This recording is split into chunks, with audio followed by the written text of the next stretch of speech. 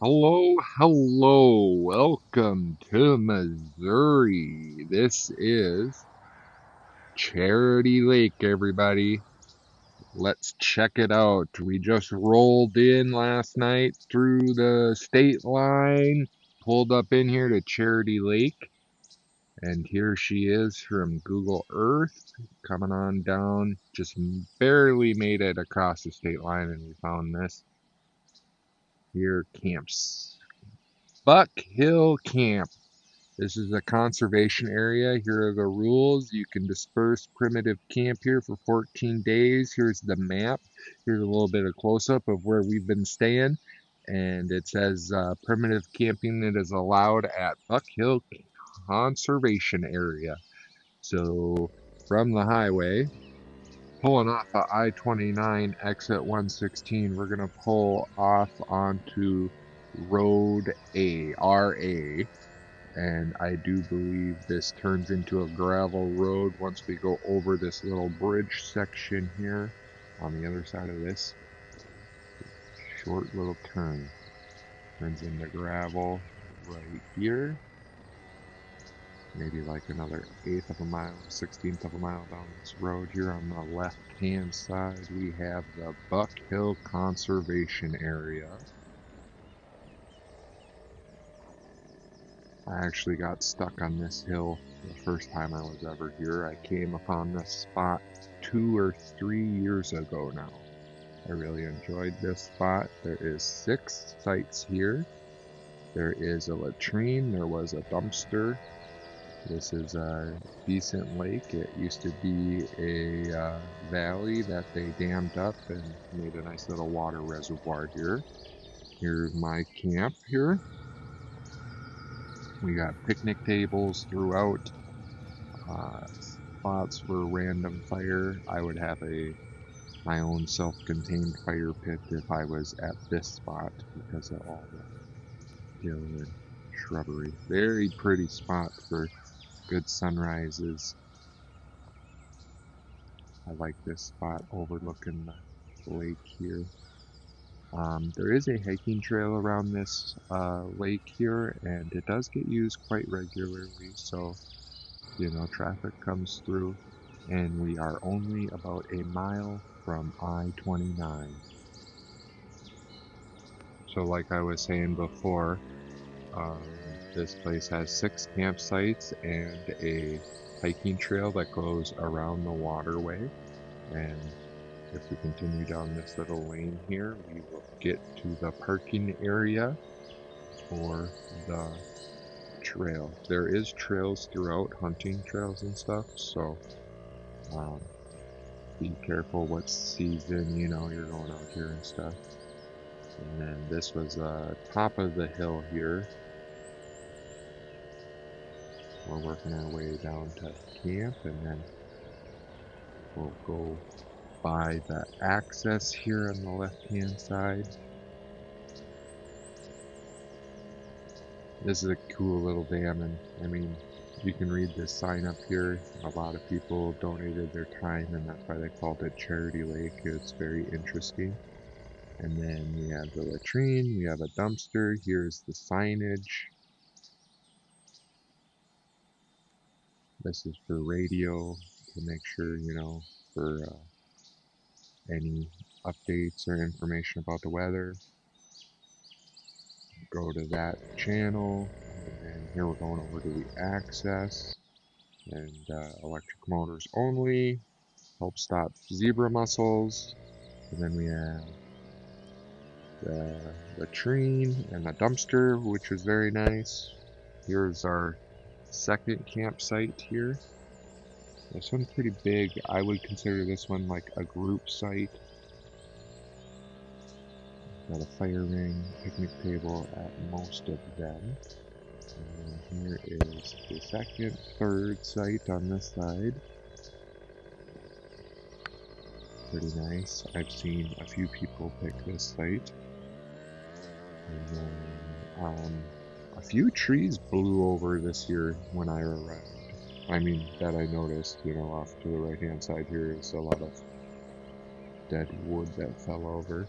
Here's 4, 5, and 6 campsites here. There's number 5, and then there's another picnic table right over there, 6.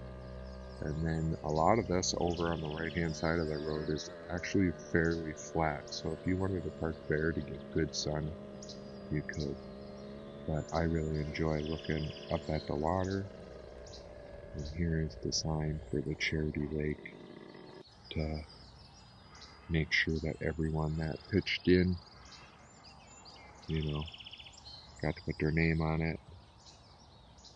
Donations.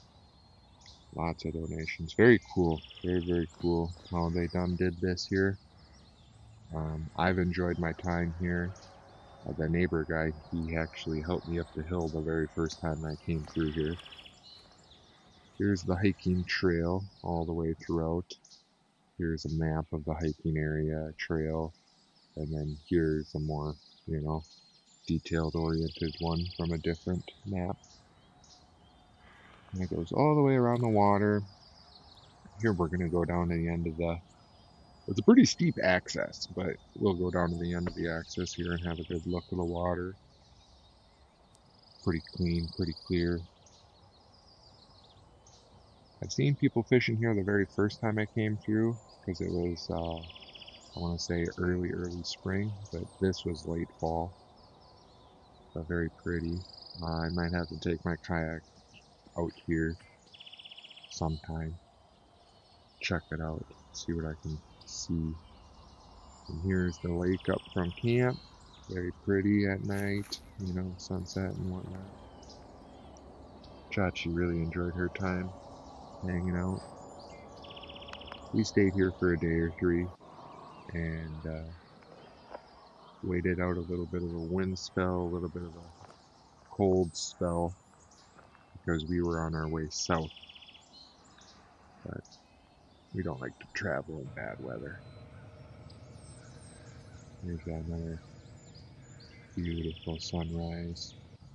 I had 2 really, really pretty sunrises.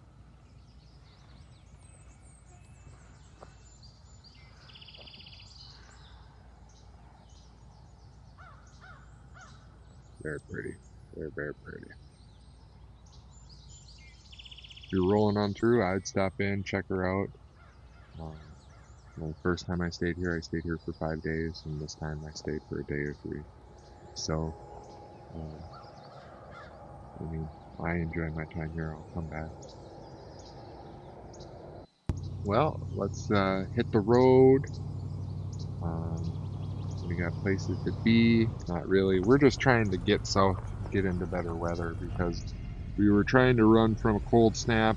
We did that. We made her to the Missouri-Arkansas border as of the making of this video right here. I'm really enjoying my time in Missouri, and the cool weather has kind of subsided for a little while, so I'm going to stick around the southern side of Missouri for a few weeks to check out a couple of new spots. We're going to unload our trash and hit the road. We're making our way back to I-29, head south towards Kansas City. And just, showing off how fast and how quick it is to get back on to the interstate here.